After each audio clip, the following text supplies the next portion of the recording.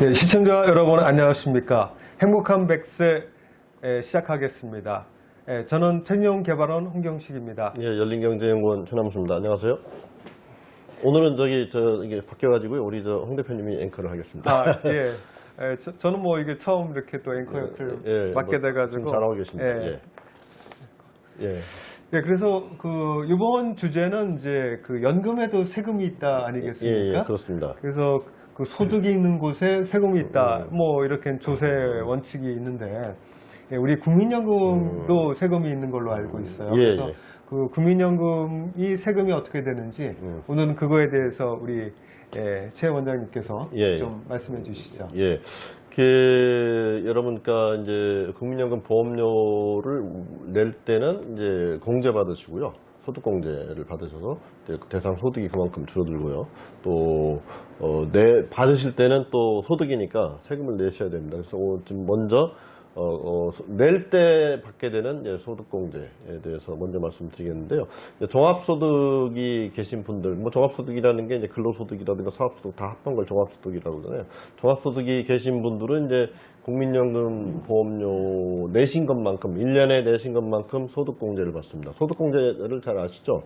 과세 대상이 되는 소득에서 연금보험료를 빼주는 거죠. 그만큼 소득을 줄여서 세금 부담을 줄여주는 건데요. 근데 이게 원래 그랬던 건 아니고 이제 2002년 1월부터 이렇게 시행이 됐어요. 그런데 직장 가입자의 경우에는 이제 우리 보험료가 9%지 않습니까? 국민연금 그렇죠. 보험료가. 근데 직장에서 4.5% 내주잖아요.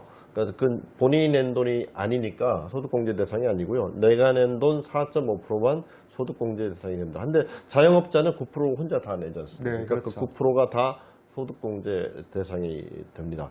그리고 이제 군입 때나 실직 때 이제 우리가 소득이 없으니까 납부 예외 신청을 나 좀 납부 안 하도록 해달라 납부 예외 신청하잖아요. 근데 나중에 이제 직장이 생기면 그 납부 예외했던 기간에 대해서 다 내게 되면 이제 우리가 가입기간이 늘어난다는 건 이제 전에 방금 말씀드렸는데 그때 이제 내는 걸 이제 납부 보험료, 뭐 추납이라고 그러는데 추납 보험료도 공제 대상이 됩니다. 다만 과거의 경우에 이제 직장을 옮겨 다니실 때, 직장 그만둘 때 이제 연금 반환 일시, 그때까지 낸 돈을 이제 반환 일심이라고 돌려준 적이 있어요.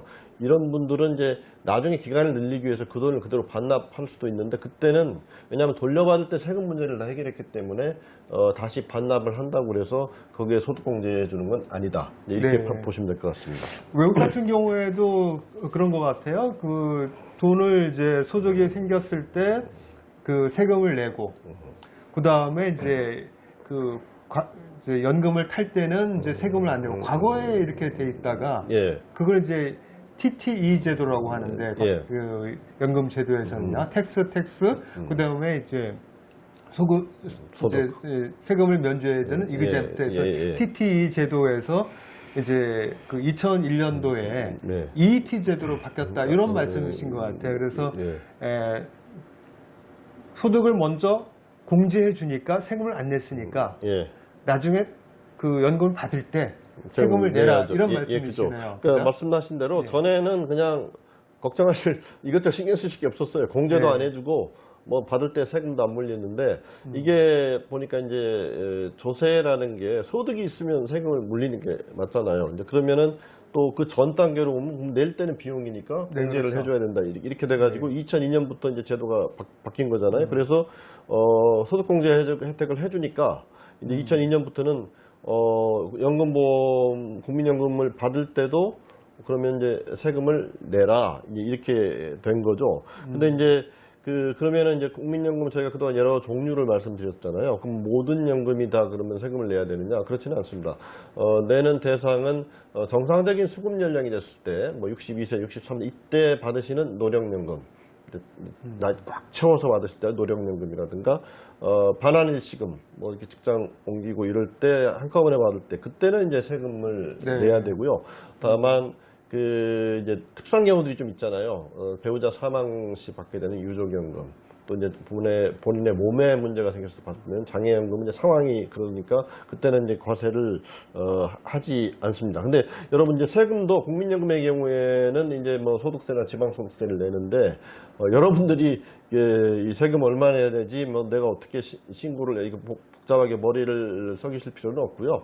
나라에서 이렇게 다 계산해서 지급할 때 세금을 원천공제하고 지급을 합니다. 그래서 여러분들이 이제 나중에 연금 받으실 때 나는 100만 원밖에 되는데 왜 연금이 줄어서 나오지? 그거는 이제 지금 말씀드린 대로 전에 공제 받으신 게 있기 때문에 세금을 떼서 나온다 이렇게 이해하시면 될 것 같아요. 네. 국민만 있는 게 아니라 이제 연금에는 이제 다양한 종류의 연금이 있지 않겠습니까? 예. 이제 우리 이제 기업에서는 이제 기업연금이 퇴직연금이 있고, 그 다음에 이제 개인이 이제 그 저축해 놓은 개인연금 예. 저축이 있는데 그 각 연금에 대해서는 세금이 어떻게 되죠?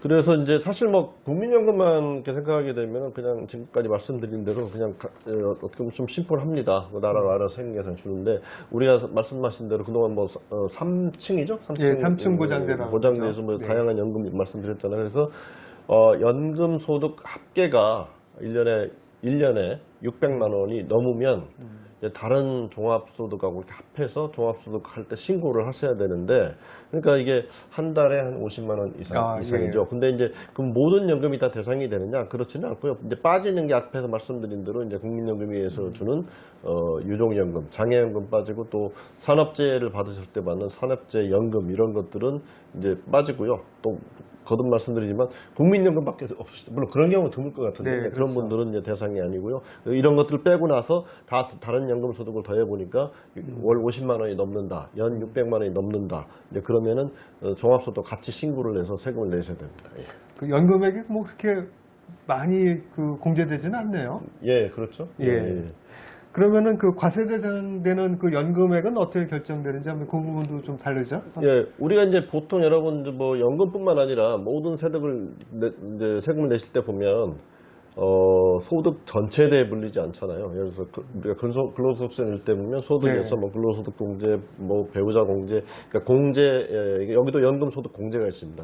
연금액에서 연금 소득 공제를 뺀 그 금액에다가 이제 세금을 물리게 되죠. 근데 이제 중요한 거는 이 제도가 국민연금이 예를 들어 국민연금의 경우만 보면 국민연금이 도입된 1988년부터 쭉 시행되는 게 아니라 말씀드린 대로 2002년 1월부터 시행됐잖아요. 그러니까 이거를 과거까지 쭉 적용하면 소급 적용이 되는 거니까 네. 안 되니까 이렇게 생각하시면 돼요. 그러니까 2002년 1월부터 낸 국민연금 보험료 거기에 해당되는 국민연금 이거에 대한 과세를 한다. 그 전에 낸 금액의 보험료에 해당되는 국민연금은 그러면은 과세 대상이 내가 만약에 아니다. 연금을 뭐 50만 원 받더라도 그 중에는 그 전에 낸 그렇죠. 연금액이 있을 수 있으니까 예. 50만 원 넘더라도 세금이 좀 없을 수도 있겠네요. 그렇죠. 그게 이제 과거의 기여도가 훨씬 많은 거면 네. 또 실제 내는 세금의 대상 소득은 예, 줄어들겠죠. 훨씬 줄어들겠네요. 네.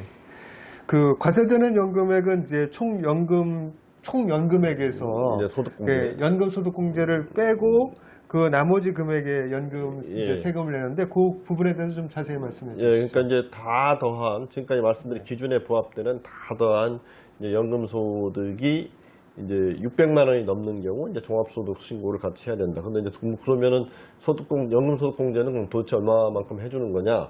이게 이제 화면에 표가 나갈 텐데요. 몇 가지만 좀 여러분께 읽어드리겠습니다. 쭉 표를 보시면 되는데요. 그 연금 소득 총액이 연간 총액이 350만 원 이하면 그거는 전액 이제 공제가 되니까 네. 세금을 안 내셔도 되고요.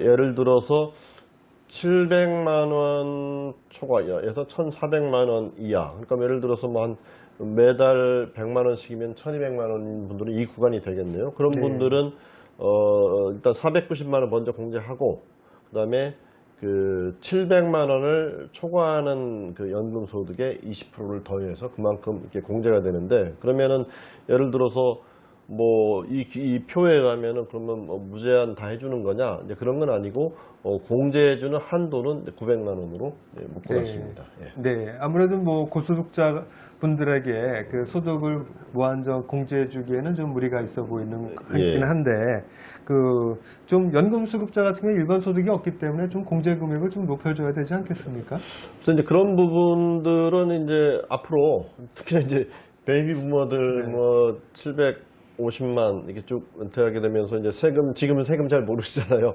쫙 네. 보시면은 이제 의견들이 형성되기 시작하면 아마 이런 것들도 조금 공제 한도를 높여주는 네. 조금 그리고 900만 원으로 그냥 묶어뒀으면은 나중에 또 뭐 인플레이션도 있고 그러니까 이게 좀 한도도 올려주고 뭐 네. 이런 것들에 대한 논의가 있지 않을까 네. 생각을 해봅니다. 네. 예.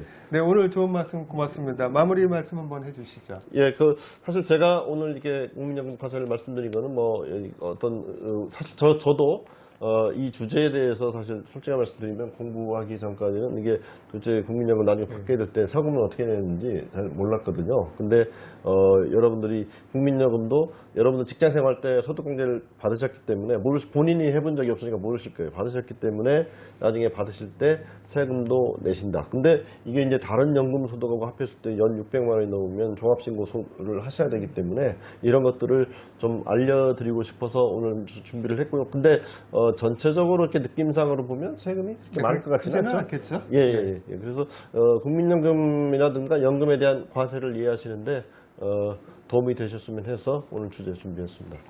네, 오늘 방송 어떠신지 모르겠습니다. 여러분들의 그 노후에 안락한 생활을 하기 위해서 조그마한 도움이 됐으면 좋겠습니다. 오늘 고맙습니다. 예, 시청해주신 여러분 감사합니다.